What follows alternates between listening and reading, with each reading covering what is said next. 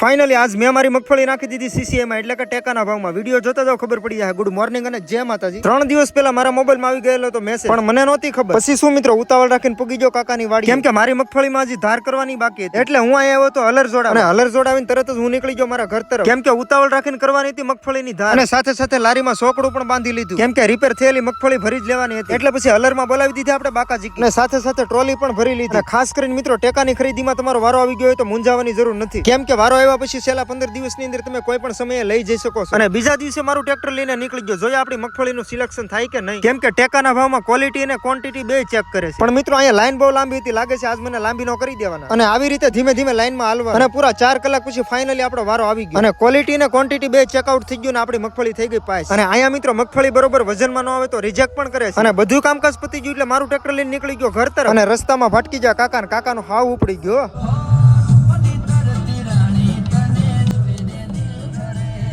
અને પછી હું આવી ગયો મારા ઘરે. મળીએ એક નેક્સ્ટ વિડીયોમાં. બધાને જય માતાજી, બાય બાય.